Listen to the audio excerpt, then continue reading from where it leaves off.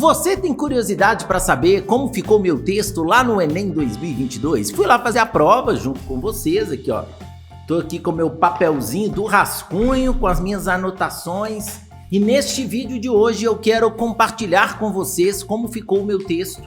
Na verdade, como ficou meu rascunho, porque eu mudei algumas coisinhas do rascunho para o texto final. E hoje eu quero apresentar para vocês como ficou o meu rascunho do texto do Enem, para vocês entenderem mais ou menos como que eu discuti. E aí eu vou ler o meu rascunho, vai aparecer para vocês o texto digitadinho, bonitinho, mas eu quero contar para vocês como ficou a minha redação. Você tem curiosidade? Você quer saber como é que ficou? Então continue no nosso vídeo que eu vou te contar absolutamente tudo agora.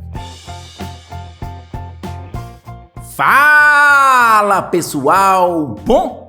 Ou não, estamos aqui hoje mais uma vez no nosso canal Aprendi com Papai e hoje para que eu possa compartilhar com vocês o meu rascunho da redação do Enem 2022, para vocês saberem mais ou menos o que eu discuti. Eu sinceramente não sei quanto eles vão me dar. Eu fiz um texto com o objetivo de chegar o mais próximo possível da nota 1000 e com algumas tentativas ali de ver como a banca ia reagir em relação a determinados usos que eu vou te contar daqui a pouco. O meu texto ficou basicamente da seguinte maneira, eu disse assim, ó. Em São Bernardo de Graciliano Ramos, o personagem Paulo Honório, de maneira desonesta e criminosa, avançava com a cerca das suas terras, invadindo as propriedades de outrem. De modo análogo à ficção, na contemporaneidade, muitos ruralistas também fazem esse tipo de avanço, mas sobre terras de indivíduos que pertencem a povos tradicionais, o que é só um dos exemplos do desrespeito a esse grupo. Esse tipo de situação ainda ocorre no Brasil devido à pouca discussão sobre esse tema e à pouca representatividade política do grupo, o que é muito problemático. O que eu fiz na minha introdução? Nas primeiras linhas eu comecei trazendo um repertório sociocultural de São Bernardo, do Graciliano Ramos.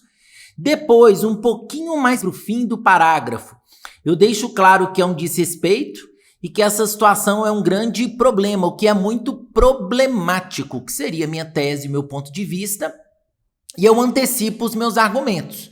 Eu coloquei assim, ó, devido à pouca discussão sobre esse tema, que é o meu primeiro parágrafo de argumentação, e depois, e há pouca representatividade política do grupo, que seria o meu segundo parágrafo de desenvolvimento, que eu deixei bem claro para o meu leitor, ou seja, eu antecipei os dois parágrafos que eu iria discutir, e eu deixei claro que essa situação seria de fato um grande problema, começando com o repertório sociocultural da literatura. Aí eu comecei assim meu segundo parágrafo de desenvolvimento. De início, é importante perceber como um desafio a falta de debate sobre esse assunto. Comecei com de início, que seria um conectivo válido interparágrafos, e aí depois eu coloquei, mesmo que seja lei desde 2003, a questão da discussão sobre os povos originários nas escolas, esse assunto quase não é abordado. Existe de fato uma lei que fala para discussão sobre povos indígenas e quilombolas nas escolas, uma lei de 2003. Devido à ignorância, é comum que não haja uma grande comoção em situações como a morte de Galdino Jesus dos Santos, indígena queimado vivo no ponto de ônibus em Brasília em 1997.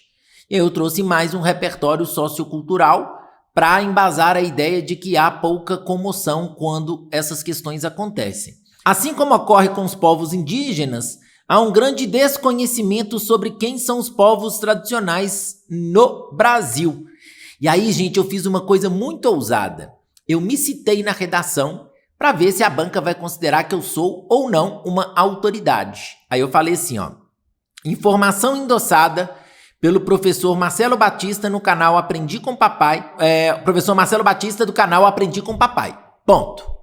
Vamos ver se eles vão me considerar autoridade ou não no assunto. Se eles me considerarem autoridade, vai ser considerado repertório sociocultural e vai funcionar. Se eles considerarem que eu não sou autoridade, talvez eu acabe até mesmo perdendo ponto. Mas eu quis me citar só para ver como que a banca ia reagir nesse sentido. E aí depois, dessa maneira, medidas devem ser tomadas para levar conhecimento à população, Ou seja, já apresentei uma antecipação da necessidade de uma proposta de intervenção e fiz o meu período de fechamento do parágrafo.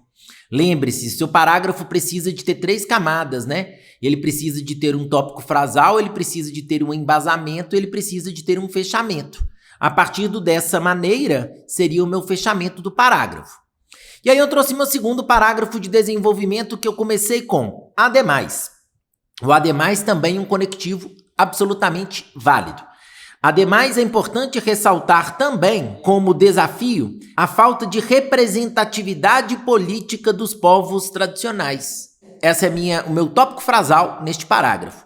Ainda são raríssimos os casos de pessoas desses grupos em cargos políticos, o que beneficia muito a bancada ruralista. Ponto. Uma rara exceção à regra é, por exemplo, Célia Chacriabá, eleita deputada estadual em Minas Gerais.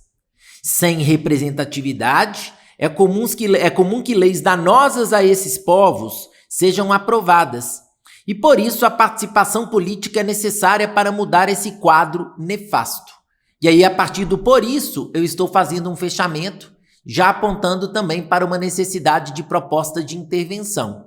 Eu coloquei como repertório neste parágrafo a própria questão da Célia Chacriabá, que eu consideraria super válido como repertório sociocultural. Não sei se vocês lembram dessa eleição da Célia Chacriabá que aconteceu agora, nas últimas eleições. E aí eu vim para o nosso fechamento. Eu coloquei assim: portanto, é necessário que os partidos políticos, criem propagandas voltadas diretamente aos povos tradicionais. Agora vem um detalhamento. Tanto na mídia tradicional quanto na internet. Isso deve ser feito por modo ou meio, de parcerias com políticos pertencentes aos grupos tradicionais, e aí vem a finalidade, a fim de gerar mais empoderamento a essas comunidades. Essa é a minha proposta de intervenção completa. E aí eu coloquei uma curtinha. Além disso, é necessário que o tema seja efetivamente discutido nas escolas, em cumprimento com a lei de 2003. Só assim será possível que realidades como a de Paulo Honório se restringam só à ficção. Ponto. Retomei o repertório que eu deixei lá na introdução e acabei de amarrar o meu texto, fazendo um fechamento do texto de forma cíclica. A minha proposta de intervenção, a minha primeira, ela estava completa. A minha segunda proposta de intervenção, ela não ficou completa, mas não tem a necessidade, né? Você sabe que você precisa de uma proposta de intervenção completa e não necessariamente as duas. Então esse texto atende a todos os pré-requisitos necessários para a redação. Sendo muito sincero, se eu pegasse o meu texto para corrigir, eu daria 1000 para ele, considerando que ele ficou um texto básico, bem feito. Um texto que eu imagino que seria o ideal que um aluno fizesse. Não sei como que a banca vai reagir. O meu texto do ano passado eu também daria 1000, eles me deram 980. Tiraram um ponto meu na competência 1. Até agora eu não sei de onde eles tiraram esses pontos na competência 1. Mas eu quero saber o que vai acontecer neste ano. E você? Gostou do meu texto? Quanto você daria pra ele? Acha que ele ficou bem organizadinho? Que ele ficou bem feito? Você fez algo mais ou menos parecido? Ficou muito diferente? Conta tudo pra mim. Abre seu coração sobre o nosso Enem 2022, que certamente vai tirar o sono de muita gente ainda. E depois você me dá notícia, beleza, meu querido? Um grande abraço, até a próxima. Ei, tchau, tchau.